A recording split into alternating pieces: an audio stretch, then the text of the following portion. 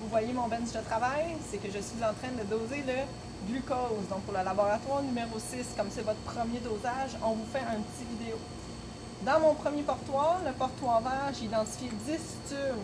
C'est pour mes standards. Donc le numéro 1, standard avec la concentration. Je vous conseille de le faire dans des tubes 13 par 100. Parce que vous voyez ce que ça donne dans les tubes 12 par 75, ça monte jusqu'en haut. C'est environ 5 ml le volume maximal de ces tubes-là, donc ce n'est pas conseillé. Ensuite de ça, j'ai déjà identifié les autres tubes. Donc ça, c'est mes tubes à réaction, donc dans lesquels je vais mélanger mon échantillon avec le réactif. Je vais commencer par préparer mes étalons. Donc, mon premier tube, ça me prend 4,5 ml d'eau. Donc, je prends une pipette sérologique car c'est plus grand que 1 ml. J'installe la poire et je vais prélever. Donc, je prélève 4,5 ml.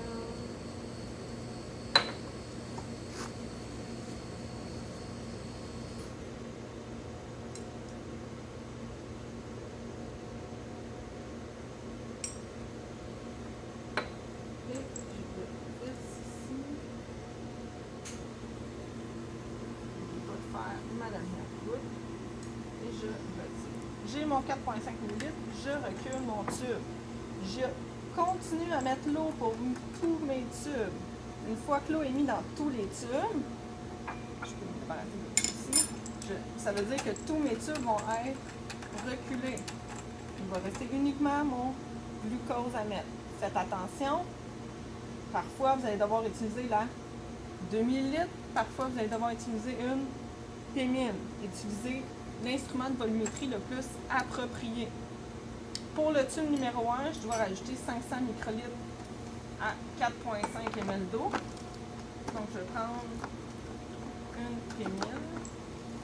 Je ne l'ai pas ajusté d'avance. On va la mettre à 500.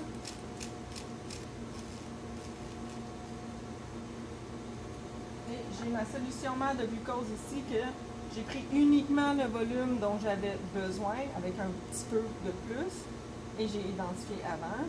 Je prélève à la verticale, et je viens le mettre dans mon tube. Je jette mon type parce que je viens le mettre dans de l'eau et ça change de concentration. Ce qui est important, c'est qu'on mélange immédiatement. Une fois que c'est fait, je recule. Ça veut dire que ce tube-là est prêt. Et je termine toutes les glucoses pour ma solution mère. Une fois que ça c'est fait, tous mes tubes vont être terminés et mes 10 étalons vont être prêts. Les étalons vont nous servir à faire notre courbe étalon. Une fois que ça c'est prêt, j'ai mes échantillons, donc j'ai mes 10 points de la courbe et j'ai mes 2 patients. Donc je suis prête à préparer mes réactions. On n'oublie pas, ça nous prend un blanc. Donc, j'ai identifié un blanc, j'ai identifié mes 10 tubes de standard, pareil comme j'ai identifié les étalons ici, et j'ai identifié mes patients. Les patients, il faut identifier la double identification. Donc, on met le numéro de dossier, on met le nom complet, et moi j'ai mis un 1 parce qu'on l'a fait 3 fois. Si vous voulez, vous pouvez l'inscrire à la verticale. Donc, vous avez le 2 et ici, on a 3. Donc, vos patients, vous les faites en triplicata. Ça veut dire que vous allez avoir 3 tubes à réaction pour faire 3 fois la même chose avec votre patient pour voir si vous êtes reproductible. Donc, on commence. Je dois mettre 1 ml de réactif dans chacun de mes tubes à réaction. Pourquoi est-ce qu'on met du réactif pour le glucose? En fait, voyez-vous, ça c'est mon étalon, il est transparent. Donc, si je mets un échantillon transparent dans mon spectro, ça va me donner 0. Par contre, avec l'ajout de réactif, plus qu'il va y avoir de glucose, plus que ça va devenir rose foncé. On se souvient, l'absorbance est proportionnelle à la concentration. Donc, je vais faire ceci. Là, je n'aurai pas besoin de changer de type, car c'est toujours le même volume. On peut le reculer. Je vais faire quelques tubes. On va faire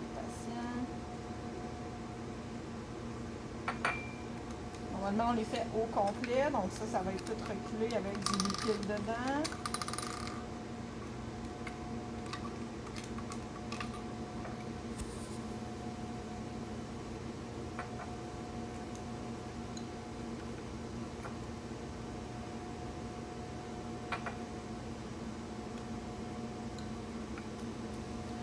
Puis on fait le deuxième patient de la même manière. OK. Ensuite, je suis rendue avec mon échantillon. Dans le blanc, j'ai pas besoin de mettre de sérum, j'ai pas besoin de mettre de standard, mais on va mettre 10 microlitres d'eau. Donc, je prends la P20, 10 microlitres, je prends mon eau et je viens y mettre un 10 microlitres. Parce qu'il n'y aura pas de glucose. Ce qui est important, c'est qu'on mélange immédiatement après. Et je viens le reculer d'une position. Ensuite, je fais la même chose, mais avec mes standards. Donc, je prends mon tube ici, que j'ai préparé ma solution standard. Je viens prélever mon 10 microlitres. Voyez-vous, je ne fais pas de prémouillage, car c'est 10 microlitres. Et je le dépose. Je dois le jeter, parce que ça va être une concentration différente après. Je mélange. Normalement, on va voir la couleur changer. Il y a du glucose dans ma solution. Je fais la même affaire pour tous mes standards, donc je vais reculer mes tubes. Voyez-vous ici, j'avais reculé mon tube parce que j'avais prélevé et je suis prêt à prélever mes patients. Patient signifie gants. Donc, je mets mes gants. J'essaie de mettre mes gants.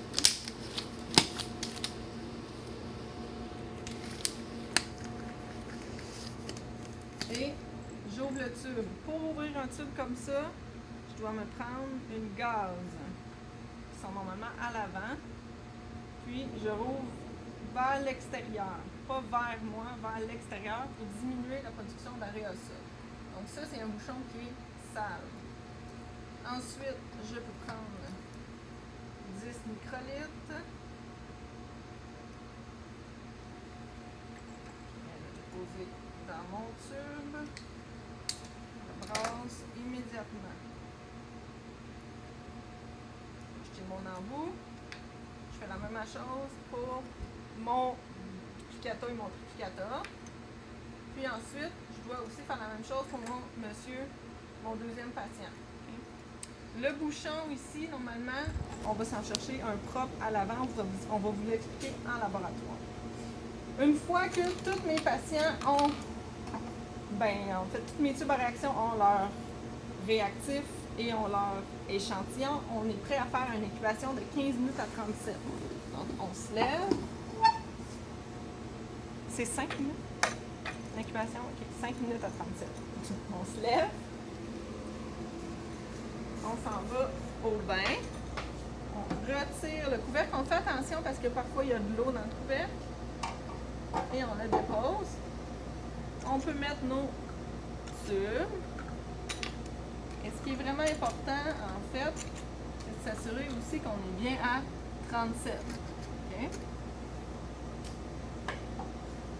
On ne remet pas le couvercle, parce que si vous remettez le couvercle, il va y avoir de l'eau qui va tomber dans vos tubes.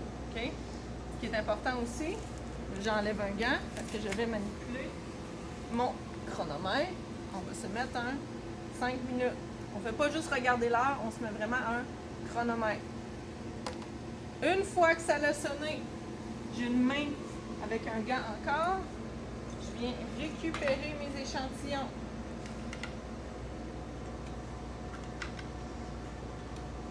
À partir de ce moment-là, j'ai 30 minutes pour faire ma lecture au spectro. Moi, je vous suggère, pendant le temps d'incubation, de bien utiliser votre temps et d'identifier toutes vos cuvettes. Okay. Donc, mon blanc est identifié blanc. Mais ici, je sais que j'ai pas d'échantillon, fait que je peux le manipuler comme ça et je peux juste le mettre directement tout dedans et il y en a assez. Par contre, je vois une bulle d'air. Normalement, on s'assure qu'il n'y a pas de bulle d'air et on ne touche pas les côtés comme je l'ai fait.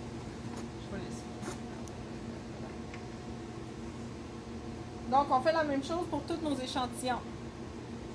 On fait attention, on travaille avec du sérum. Idéalement, on se met un deuxième banc pour faire notre transvasage. Une fois qu'on est prêt, on s'en va au spectro. Donc, on se garde une main propre. On rouvre. En fait, on manipule le spectro avec la main propre. Donc, on rouvre ici. On met notre blanc, on essuie. On s'assure qu'on est dans le trajet optique. Ici. Puis ensuite, on fait nos paramètres avec la main propre. Puis, on récupère notre échantillon avec notre main gantée. On fait toutes nos mesures, on prend nos résultats et c'est terminé pour la partie laboratoire.